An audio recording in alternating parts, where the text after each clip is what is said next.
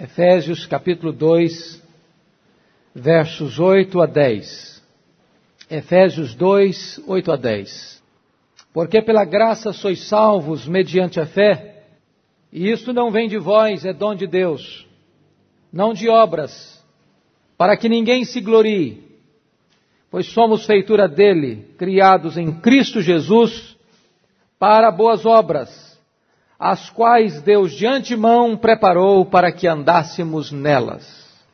Nós vamos meditar sobre o tema, por que a igreja deve fazer boas obras? Por que a igreja deve fazer boas obras?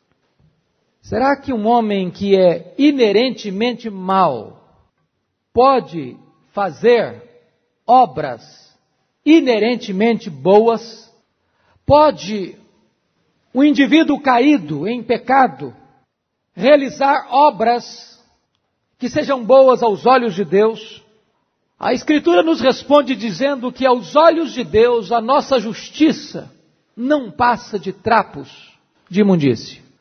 O profeta Jeremias perguntou: pode acaso o etíope mudar a sua pele e o leopardo as suas manchas? Tampouco pode você fazer o bem estando acostumado a fazer o mal. Pode o homem ser salvo pelas suas obras? Essa resposta é dada de diferentes maneiras. Quando você vai estudar a doutrina espírita, o Espiritismo diz que não há salvação fora da caridade. Logo, o homem é salvo dentro do ensino espírita pelas suas obras e pela caridade. Daí eles serem tão pródigos em criar instituições filantrópicas, como hospitais, creches, sanatórios e orfanatos. Porque não há salvação fora da caridade.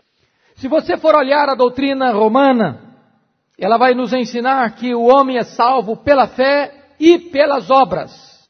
Ou seja, as obras são um complemento da obra de Cristo. É aquilo que a teologia chama de sinergismo. As obras estão em pé de igualdade com o sacrifício de Cristo. Assim não há salvação sem a prática de boas obras.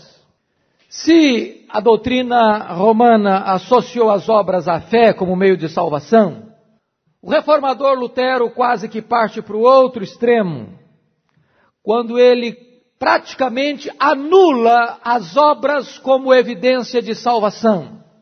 E tanto é fato que ele considerou a carta de Tiago, por Tiago dizer que a fé sem as obras é morta, considerou como uma carta de palha, sem peso. Mas a grande questão é, será que existe tensão e conflito entre Paulo e Tiago? Quando Paulo diz que pelas obras ninguém pode ser justificado diante de Deus, que a salvação é pela fé e não pelas obras. E Tiago diz que a fé sem as obras é morta. Há alguma contradição entre Paulo e Tiago? Esta aparente contradição não se sustenta quando você vai examinar mais a fundo essa questão. Na verdade, Paulo está escrevendo para os judaizantes, aqueles que queriam voltar à lei para serem salvos, aqueles que acreditavam que se não praticassem os ritos do judaísmo, jamais poderiam entrar no reino dos céus. Tiago se dirige aos crentes que se diziam salvos, mas não provavam pela vida a transformação do seu caráter, de tal maneira que Paulo olha para a salvação e Tiago olha também para a salvação.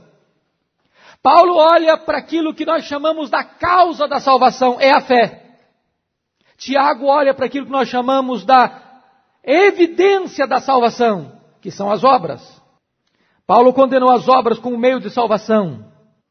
Tiago condenou a fé que não gera obras.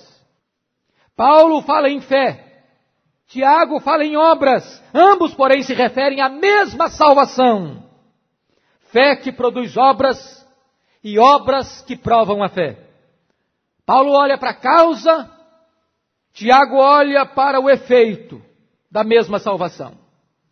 Paulo não combateu as obras, Tiago não combateu a fé. Daí a pergunta que eu quero levantar nesta manhã: por que a igreja deve fazer boas obras?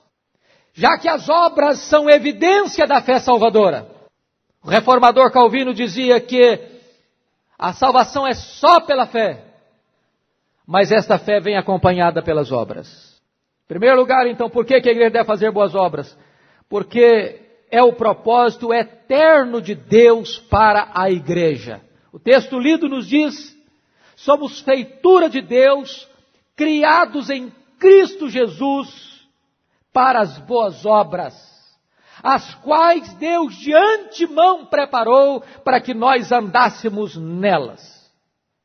Notem vocês que este é um plano eterno de Deus, um projeto eterno de Deus, que a igreja seja um povo criado em Cristo para as boas obras e não por causa das boas obras.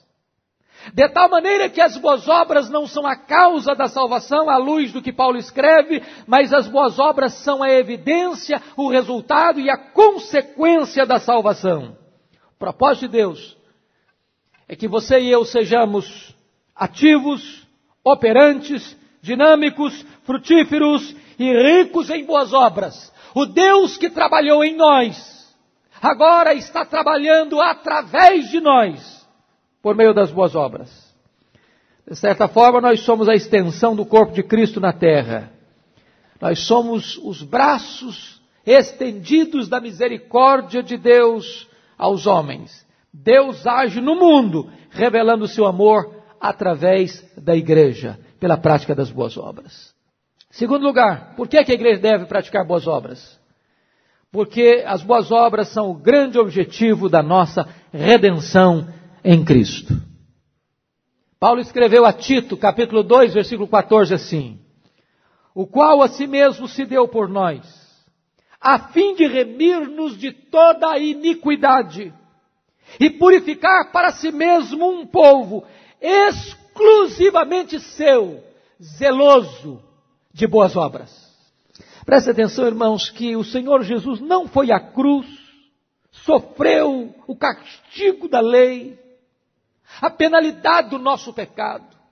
Ele não verteu o seu sangue no Calvário para criar para si mesmo um povo omisso, um povo inoperante, um povo infrutífero, mas ele foi à cruz, ele se deu a si mesmo para purificar um povo que fosse zeloso, que praticasse boas obras com abundância, com operosidade, de maneira que o seu nome fosse conhecido e glorificado na terra.